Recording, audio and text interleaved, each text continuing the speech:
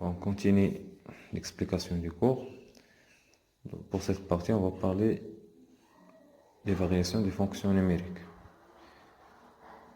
Donc, sens de variation des fonctions, il y a trois types généralement, c'est fonction croissante, décroissante ou bien constante. Pour une fonction f donnée et df son domaine de définition, et soit il y a un intervalle inclus dans df. Donc, première définition, on va définir une fonction strictement croissante, dire que f est strictement croissante sur i, ou bien croissante sur i, signifie que si x1 et x2, deux points dans i, où il y a deux nombres dans i, tels que x1 inférieur strictement à x2, alors f de x1 reste inférieur strictement à f de x2. C'est-à-dire, f conserve le même ordre des points x1, x2 que l'ordre de les images fx1 et fx2. Donc pour la notion de croissance stricte, il faut remarquer que l'inégalité reste stricte. Et si l'inégalité devient large, on parle de croissante. Donc la première remarque à tirer, c'est que les fonctions croissantes conservent l'ordre, c'est-à-dire l'ordre des nombres x1, x2 est le même que leur image fx1 et fx2. Donc voilà un petit exemple d'une fonction croissante. Si vous remarquez que x1 est inférieur à x2, alors l'image fx1 est aussi inférieure à l'image fx2. Donc dire que f est strictement décroissante sur i, ou bien seulement décroissante, signifie que si on prend deux points x1 et x2, tels que x1 inférieur strictement à x2, l'image fx1 devient supérieure stricte à fx2, c'est-à-dire dans cette situation, on remarque que le symbole de l'ordre est renversé. Et pour la notion de décroissante, elle est renversée avec une inégalité large, c'est-à-dire fx2 supérieur ou égal à fx2. Donc on remarque qu'une fonction décroissante inverse l'ordre. Donc voilà une représentation exemple de telle situation. Si vous remarquez, si x1 est inférieur à x2, mais l'image de f de x1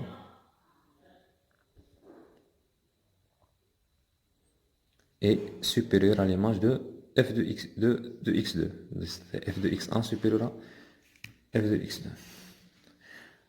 Donc, on va donner quelques exemples pour comprendre comment montrer le sens de variation, c'est-à-dire déterminer si la fonction croissante ou bien décroissante.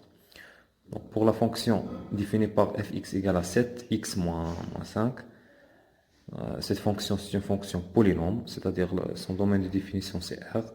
On va prendre deux points x1 et x2 tels que x1 inférieur strictement à x2 et on va chercher l'ordre des images de x1 et x2. On sait que si x1 inférieur strictement à x2, en multipliant par 7 qui est positif, ça reste 7x1 inférieur à 7x2. En retranchant 5, les deux côtés, ça devient 5x1 moins 5, inférieur strictement à 7x2 moins 5. Et 7x1 moins 5, c'est f de x1. Et 7x2 moins 5, c'est f de x2. Donc, on a commencé par x1 inférieur strictement à x2. Et on a montré que f de x1 inférieur strictement à f de x2. Donc, l'ordre de x1 et x2 est le même de leur image f de x1 et f de x2, d'où la fonction est strictement croissante. Et le sens de notion stricte, ça vient de l'inégalité stricte. Deuxième exemple, soit j'ai une fonction définie par gx égale à 2 sur x. Donc le domaine de définition ici, c'est R étoile. Donc on va prendre, on va diviser l'étude en deux stades. Le premier stade, on va travailler sur l'intervalle 0 plus l'infini. Parce que on sait déjà que dans les règles de l'ordre, pour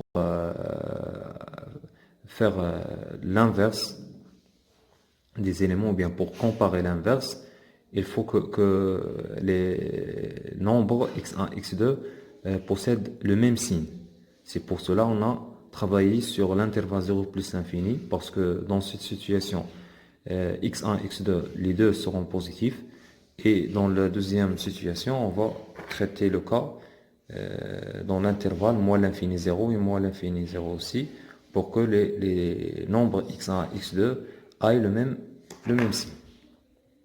Donc si x1 inférieur à x2, donc, si on passe à l'inverse, on obtient 1 sur x2 inférieur strict à 1 sur x1. Et puis on multiplie par 2, 2 positif, donc ça va rien changer. Donc on obtient 2 sur x2 inférieur strict à 2 sur x1, c'est-à-dire f de x2 inférieur strictement à f de x1. Donc on a démarré par x1 inférieur à x2, mais l'image de f de x2 qui est inférieure à f de l'image de x1. Donc le symbole est renversé, c'est-à-dire la fonction f est strictement décroissante sur 0 plus l'infini. Pour l'intervalle moins l'infini 0, on considère toujours deux nombres x1, x2 tels que x1 inférieur strict à x2. On procède de la même manière, on fait l'inverse. On obtient 1 sur x2 inférieur strict à 1 sur x1, on multiplie par 2, ça ne change rien. Donc ici, de même, x1 inférieur à x2, mais on n'obtient que les images sont d'ordre inversé, c'est-à-dire f de x2 qui est inférieur à f de x1. Donc aussi f est strictement décroissante, c'est l'intervalle moins l'infini 0. Pour faire un résumé, on peut tracer ici un tableau, ça s'appelle le tableau de variation. Donc le sens de variation, si on le symbolise de cette manière-là, elle est décroissante sur l'intervalle moins l'infini 0. Voilà l'intervalle moins l'infini 0. Ça, le symbole de décroissance. Et aussi, elle est décroissante dans l'intervalle 0 plus l'infini. Et on le symbolise de cette manière. Dans ces exemples, on a cherché le sens de variation par la définition d'une fonction croissante ou bien décroissante. Mais dans la suite, on va travailler par cette technique, c'est-à-dire on va calculer un nombre qui s'appelle le taux de variation. Et d'après le signe de ce nombre-là, on va conclure le sens de variation. Donc le taux d'accroissement d'une fonction. Pour une fonction f définie sur un domaine df, on va considérer x1 et x2 de nombres tels que x1 différent de x2. On prend x1 différent de x2 parce que si vous remarquez ici, on a divisé par x1 moins x2, c'est-à-dire il faut que pour que ce nombre soit défini, il faut que x1 moins x2 différent de 0, c'est-à-dire x1 différent de x2. C'est pour cela qu'on a ajouté cette condition. Donc le taux d'accroissement ou bien le taux de variation de la fonction f entre x1 et x2, c'est le réel noté tx1 xe donné par cette expression tx1 x2 égale f de x1 moins f de x2 sur x1 moins x2. Il faut faire attention. Ici, si je commence par f de x1, on commence ici par x1. Donc par exemple, si on commence par f de x2 ici, on va faire x2 moins x1. Donc généralement, on va garder cette notation. Premier exemple, soit f une fonction telle que f de x est donnée par 3x carré plus 2. Cette fonction est une fonction polynôme, donc son domaine de définition c'est R. On prend x1, x2 nombre de R tel que x1 différent de x2, donc le taux de variation calculé de cette manière. F de x1 moins f de x2 sur x1 moins x2. Je remplace les expressions de f de x1, c'est 3x1 carré plus 2 moins 3x2 carré plus 2. Ici, je vais simplifier par 2. J'obtiens 3 facteurs de x1 carré moins x2 carré. C'est une identité remarquable. Donc, j'obtiens finalement 3x1 moins x2 facteur de x1 plus x2 sur x1 moins x2. On peut simplifier par x1 moins x2 et finalement, le taux de variation de cette fonction, c'est 3x1 plus x2. Propriété de pour le taux de variation, soit f une fonction numérique définie sur un intervalle i, on dit que f. Maintenant, c'est la propriété qu'on va utiliser pour déterminer le sens de variation d'une fonction sur un intervalle donné i. On dit que f est strictement croissante ou bien croissante sur i si et seulement si pour tout x1, x2 avec x1 différent de x2, deux éléments de i. Il faut faire attention, ici on parle de on dit que f est strictement croissante ou croissante sur i. Donc il faut considérer les deux points de i. Si le taux de variation, donc la condition pour laquelle f est strictement croissante sur i ou bien croissante, c'est que le taux de variation soit strictement positif ou pour strictement positif pour strictement croissante ou positif ou nul pour seulement croissant. On dit que f est strictement décroissante sur i si et seulement si le taux de variation est strictement négatif ou bien inférieur ou égal à 0 pour décroissante. On dit que f est constante si et seulement si pour les mêmes conditions, le taux de variation égal à 0. Donc, le taux de variation, on peut conclure que le taux de variation caractérise le sens de variation. On va appliquer ceci pour cet exemple. L'exemple précédent qu'on a parlé. Donc, soit une fonction telle que f de x égale à 3x carré plus 2, toujours df c'est r. Le taux de variation qu'on a déjà calculé, c'est 3 facteurs de x1 plus x2. Après simplification, c'est l'exemple précédent. Donc, pour déterminer le sens de variation, il faut chercher le signe de taux de variation pour des intervalles donnés.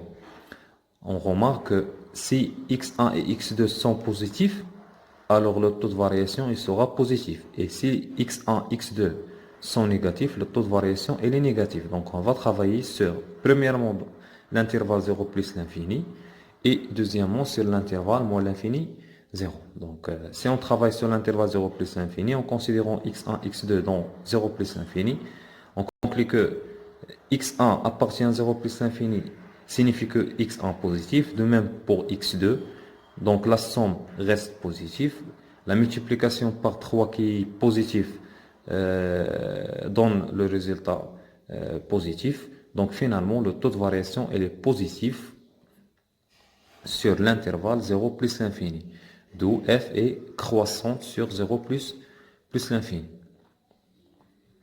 Et de même pour l'intervalle moins l'infini 0. Si on prend x1, x2 dans moins l'infini 0, on remarque que x1 elle est négatif et x2 est négatif. Donc la somme de deux nombres négatifs reste négatif. En multipliant par 3 qui est positif, l'expression reste aussi négative. Donc le taux de variation elle est négatif sur l'intervalle moins l'infini 0. Donc la fonction f est décroissante sur l'intervalle moins l'infini 0. Donc pour le tableau de variation, dans l'intervalle moins l'infini 0, je symbolise la décroissance par cette flèche-là. Et pour l'intervalle 0 plus l'infini, il est croissante. Donc je mets la flèche qui va en haut. Donc soit j'ai une fonction telle que gx égale à x sur x plus 1. Cette fonction, elle est définie pour x plus 1 différent de 0, c'est-à-dire x différent de moins 1. Donc le domaine de définition de g, c'est r privé de point moins 1, c'est l'intervalle moins l'infini moins 1, union moins 1 plus l'infini. Donc pour déterminer la variation, il faut étudier le signe de taux de variation. Donc on va considérer x1, x2, deux éléments de domaine de définition avec x1 différent de x2. Premièrement, on va calculer l'expression de taux de variation. Donc égal à gx1 moins gx2 sur x1 moins x2 en remplaçant gx1 et gx2 par leur expression. Ici, je rends au même dénominateur cette expression-là.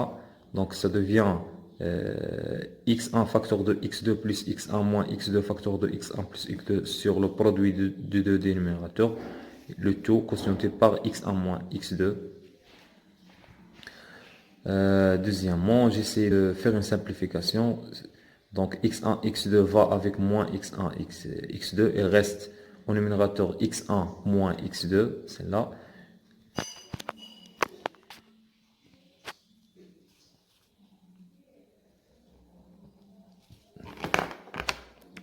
Et de numérateur, on a x1 plus 1, facteur de x2 plus 1, facteur de x1 moins x2. Et à la fin, je vais simplifier par x1 moins x2.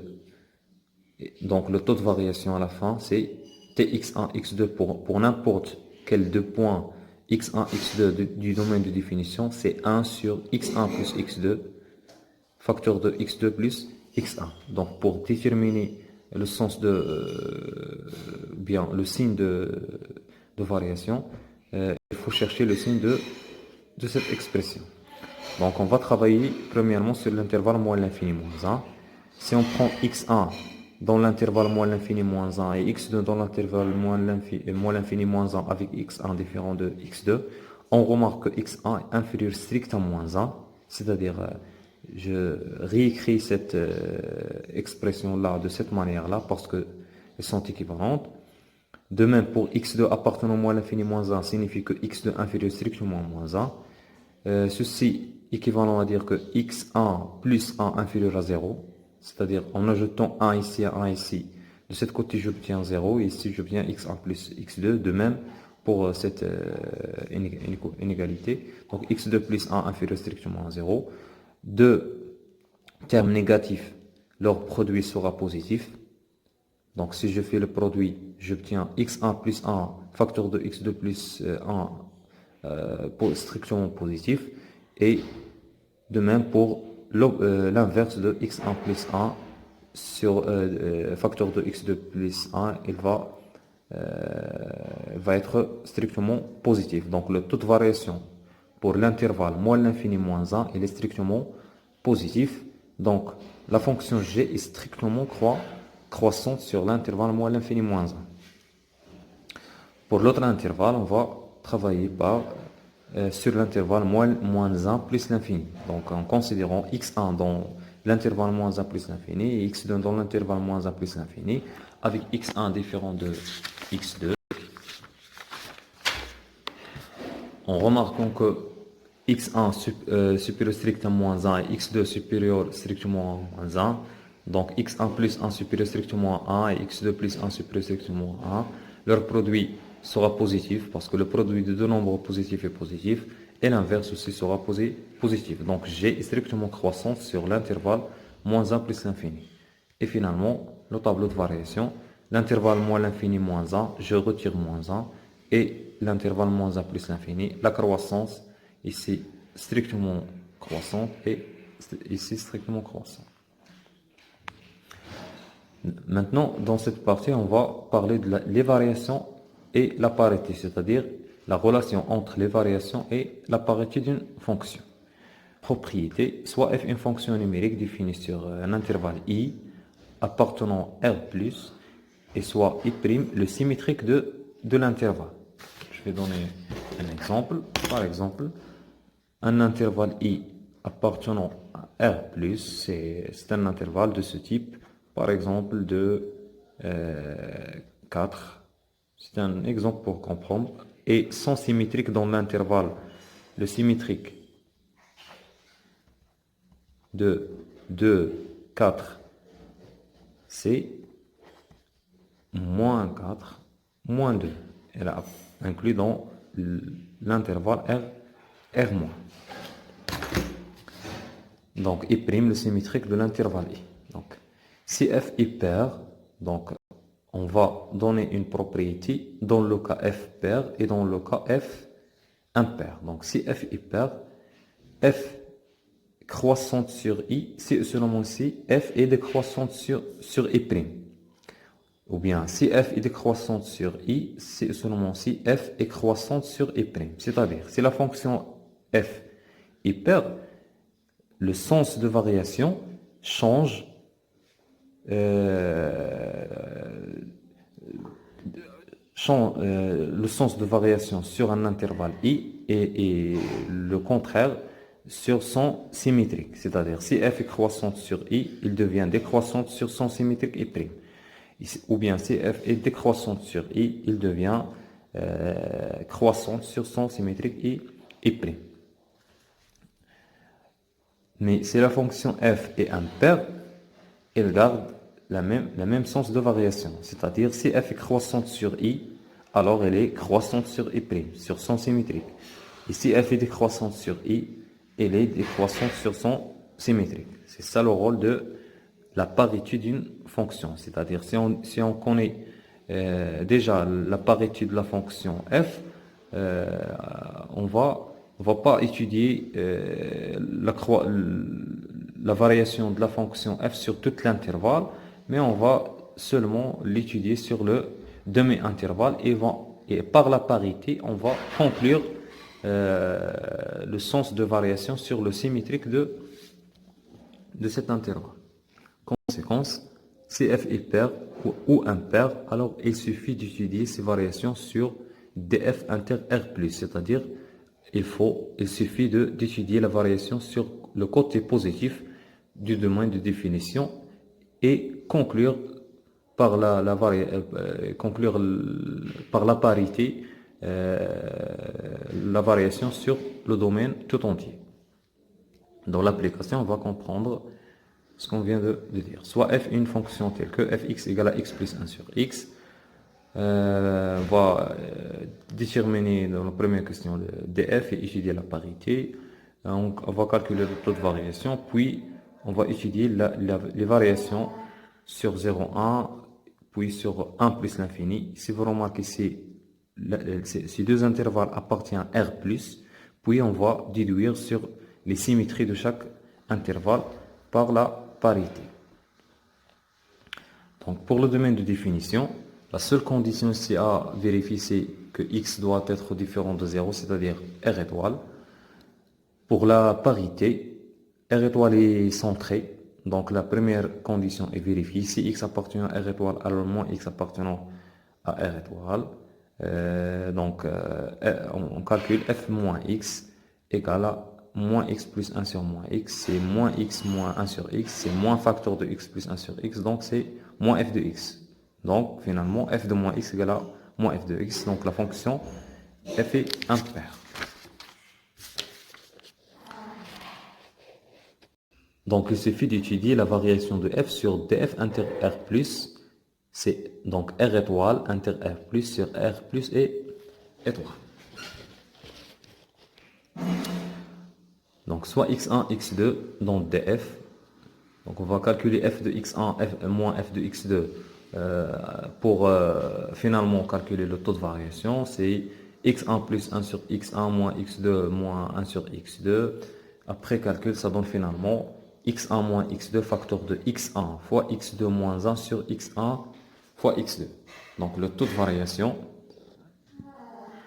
c'est fx1 moins fx2 sur x1 moins x2. Je remplace fx1 moins fx2 par cette expression. Ça donne x1 moins x2 facteur de x1 fois x2 moins 1 sur x1 fois x2 sur x1 moins x2. Finalement, je vais simplifier par x1 moins x2.